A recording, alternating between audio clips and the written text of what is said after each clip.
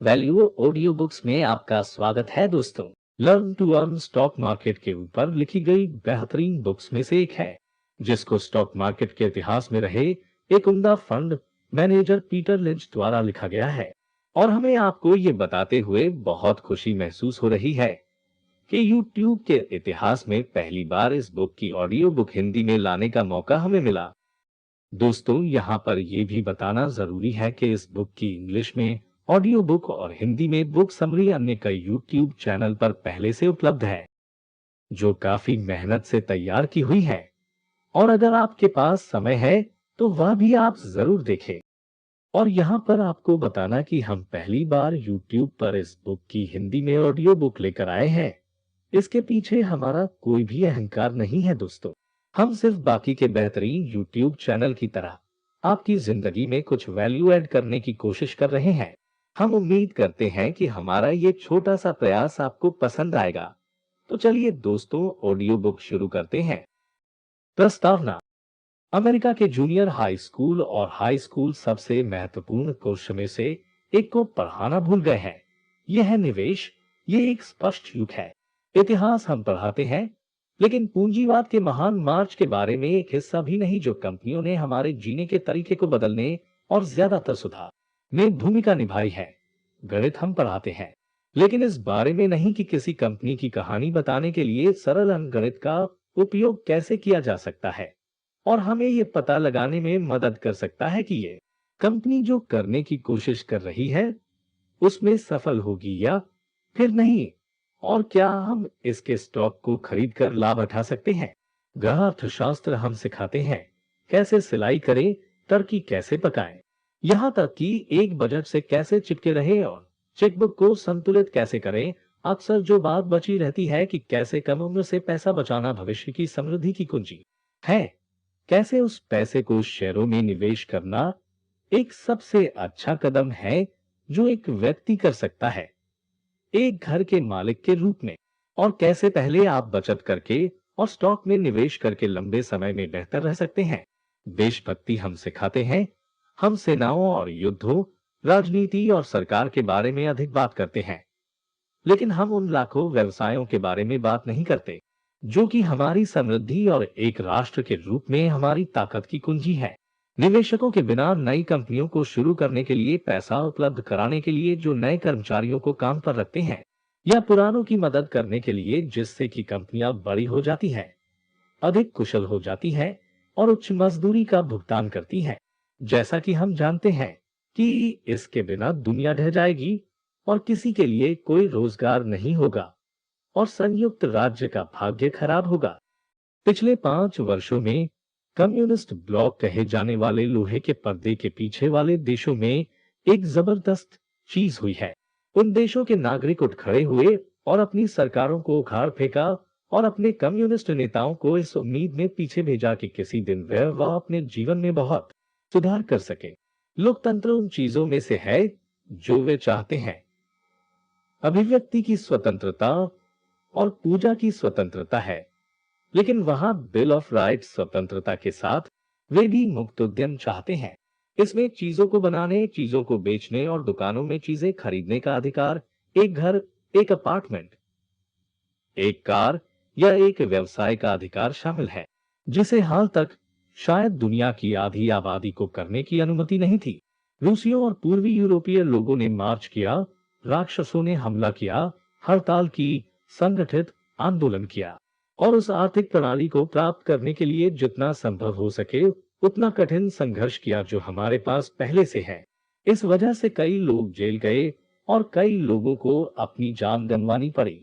फिर भी हमारे अपने स्कूलों में हम ये नहीं सिखाते कि आर्थिक प्रणाली कैसे काम करती है और इसके बारे में क्या अच्छा है और आप निवेशक बनकर इसका लाभ कैसे उठा सकते हैं।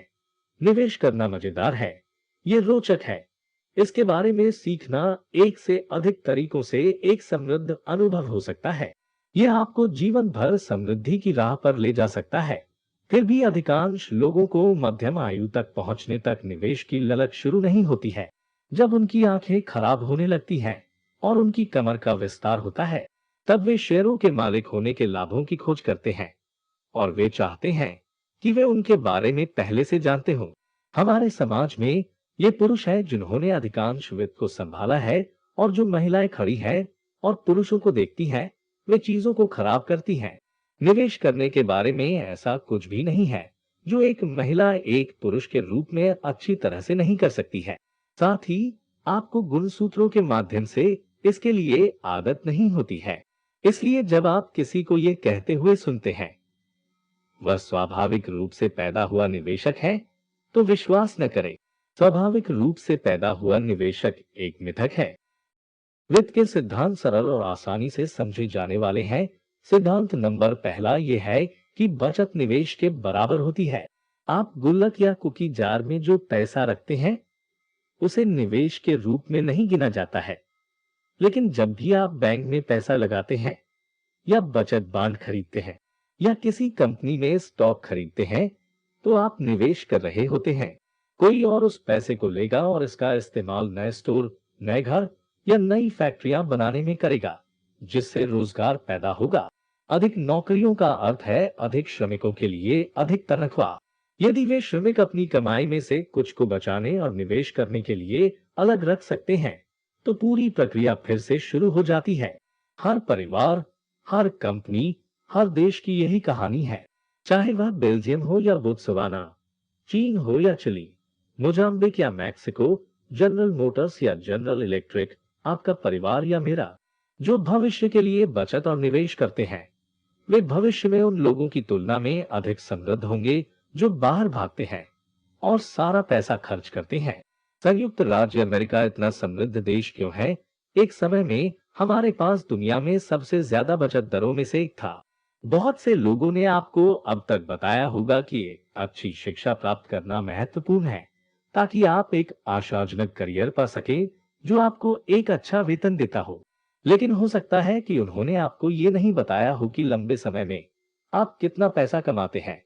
ये आपके भविष्य की समृद्धि को निर्धारित नहीं करेगा, बल्कि आपने उस पैसे का कितना हिस्सा बचाया और निवेश करके काम पर ला गया, ये आपके भविष्य की समृद्धि को निर्धारित करेगा।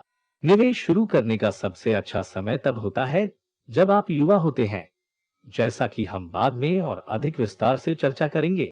जितना अधिक समय आप अपने निवेश को बढ़ने देंगे, अंत में उतनी ही ज्यादा दौलत आप बना सकेंगे। लेकिन वित्त का ये परिचय केवल युवाओं के लिए नहीं है, ये सभी उम्र के शुरुआती निवेशकों के लिए है जो खुद को स्टॉक में भ्रमित हुआ पाते हैं और जिन्हें अभी तक बेसिक सीखने का मौका नहीं मिला है। लोग पहले की तुलना में बहुत अधिक समय तक जी रहे हैं, जिसका अर्थ है कि वे पहले की तुलना में बहुत अधिक समय तक बिलों का भुगतान करेंगे। यदि कोई जोड़ा 65 तक पहुंचता है, तो एक अच्छा मौका है कि वे इसे 75 कर देंगे, और यदि वे इसे 75 तक बनाते हैं, तो एक अच्छा मौका है कि उनमें से एक 95 तक पहुंच जाएगा। अपने जीवन यापन के खर्चों को पूरा करने के लिए उन्हें अतिरिक्त धन की आवश्यकता होगी, और इसे प्राप्त करने का सबसे सुरक्षित तरीका निवेश करना है। 65 साल की उम्र में निवेश शुरू करने में देर नहीं हुई है। आज के 65 साल के लोग शायद 25 साल और देख रहे होंगे, जिसके दौरान उनका पैसा बढ़ना जारी रह सकता है, ताकि उन्हें 25 साल के अतिरिक्त बिलों का भुगतान करने का साधन मिल सके। जब आप 15 या 20 के होंगे, तो ये कल्पना करना कठिन है कि वह दिन आएगा जब आप 65 के हो जाएंगे। लेकिन अगर आप बचत और निवेश की आदत डालेंगे, तब तक आपका पैसा 50 वर्षों के लिए आपके पक्ष में काम कर रहा होगा। 50 सालों के लिए पैसा लगाना आश्चर्यजनक परिणाम देगा, भले ही आप एक बार में केवल एक छोटी राशि ही निवेश करें। जितना अधिक आप निवेश करेंगे, आपकी स्थिति उतनी ही बेहतर होगी और राष्ट्र भी बेहतर होगा, क्योंकि आपका पैसा नए व्यवसायों और अधिक नौकरियों के सृजन में मदद करेगा। प्रस्तावना समाप्त हुई। आइए चलते हैं अगले अध्याय की तरफ।